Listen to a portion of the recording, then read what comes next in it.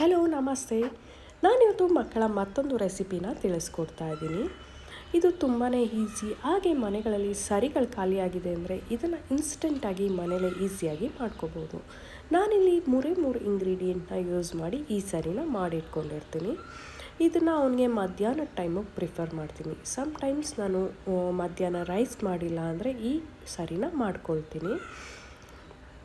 ಇಲ್ಲಿ ನಾನು ಮಖಾನನ ತೊಗೊಂಡಿದ್ದೀನಿ. 1 ಕಪ್ಪಷ್ಟು ಮಖಾನನ ಲೋ ಫ್ಲೇಮಲ್ಲಿ ಡ್ರೈ ರೋಸ್ಟ್ ಮಾಡ್ಕೊಳ್ತಾ ಇದ್ದೀನಿ. ನಾನು ಡ್ರೈ ರೋಸ್ಟ್ ಯಾಕೆ ಮಾಡ್ಕೊಳ್ತೀನಿ ಅಂದರೆ ಈ ಥರ ಡ್ರೈ ರೋಸ್ಟ್ ಮಾಡ್ಕೊಳ್ಳೋದ್ರಿಂದ ತುಂಬ ದಿನ ಇಡ್ಬೋದು ಇದನ್ನು, ಮತ್ತು ಇದು ಕೆಡೋದಿಲ್ಲ. ಈಗ ತುಪ್ಪ ಅಥವಾ ಎಣ್ಣೆನ ನೀವು ಯೂಸ್ ಮಾಡಿದ್ರೆ ತುಂಬ ದಿನ ಇಡೋಕ್ಕಾಗೋದಿಲ್ಲ. ಹಾಗಾಗಿ ಪ್ರತಿಯೊಂದೂ ನಾನು ಡ್ರೈ ರೋಸ್ಟ್ ಮಾಡ್ಕೊಳ್ತೀನಿ.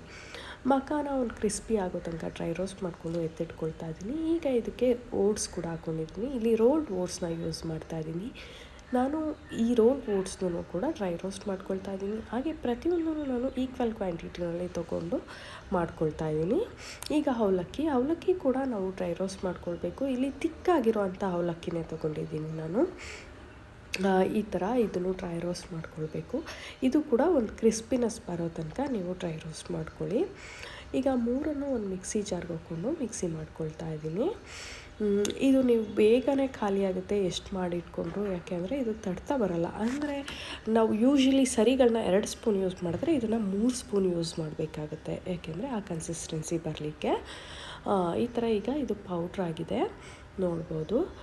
ಬೇಗನೆ ಇದು ಈಸಿಯಾಗಿ ಮಿಕ್ಸಿ ಮಾಡ್ಕೊಳ್ಬೋದು, ಅಂದರೆ ಬೇಗ ಸಣ್ಣಗಾಗತ್ತೆ ನೋಡಿ. ಈಗ ಇದಾಗಿದೆ. ಇದನ್ನು ನಾನೀಗ ಒಂದು ಬಾಕ್ಸ್ನಲ್ಲಿ ಹಾಕಿ ಇಟ್ಕೊಳ್ತಾ ಇದ್ದೀನಿ.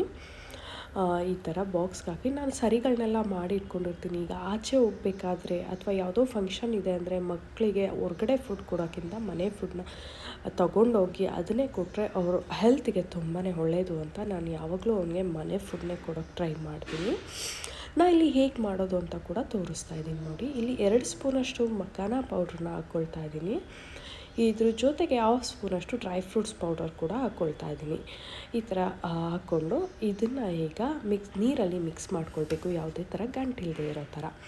ಈ ಥರ ಮಿಕ್ಸ್ ಮಾಡ್ಕೊಂಡ್ಮೇಲೆ ಈಗ ಕ್ಲೀನಾಗಿ ತೀರಿಕೊಳ್ಬೇಕಾಗತ್ತೆ ಗಂಟಿಲ್ಲದೆ ಇರೋ ಥರ. ಇದಾದಮೇಲೆ ಗ್ಯಾಸ್ ಆನ್ ಮಾಡಿಕೊಂಡು ನಾವು ಲೋ ಫ್ಲೇಮಲ್ಲಿ ಮಾಡ್ಕೊಳ್ತೀನಿ ನಾನು.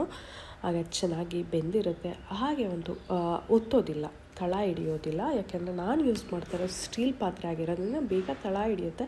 ಹಾಗಾಗಿ ನೀವು ಲೋ ಫ್ಲೇಮಲ್ಲಿ ನಿಧಾನಕ್ಕೆ ಈ ಥರ ತಿರುಗಿಸ್ತಾನೆ ಇರಿ. ಈ ಥರ ತಿರುಗಿಸೋದ್ರಿಂದ ಗಂಟಾಗೋದಿಲ್ಲ, ಮಕ್ಕಳಿಗೆ ಈಸಿಯಾಗಿ ತಿನ್ನಲಿಕ್ಕೆ ಆಗುತ್ತೆ. ಈಗ ಇದಾಗಿದೆ. ಇದನ್ನು ನಾನೀಗ ಒಂದು ಬೌಲಿಗೆ ಶಿಫ್ಟ್ ಮಾಡ್ಕೊಳ್ತಾ ಇದ್ದೀನಿ. ಇದ್ರ ಜೊತೆಗೆ ನಾನು ಇಲ್ಲಿ ಉಪ್ಪೇನು ಯೂಸ್ ಮಾಡಿಲ್ಲ. ನೀವು 1 ಇಯರ್ ತನಕ ನಿಮ್ಮ ಮಕ್ಕಳಿಗೆ ಯಾವುದೇ ರೀತಿ ಉಪ್ಪು ಅಥವಾ ಶುಗರ್ ಆರ್ ಜಾಗ್ರಿ ಏನು ನೀವು ಯೂಸ್ ಮಾಡಬೇಡಿ ನೋಡಿ. ಈಗ ಆಗಿದೆ. ಇದನ್ನು ಒಂದು ಬೌಲ್ಗೆ ಸರ್ವ್ ಮಾಡ್ಕೊಳ್ತಾ ಇದ್ದೀನಿ.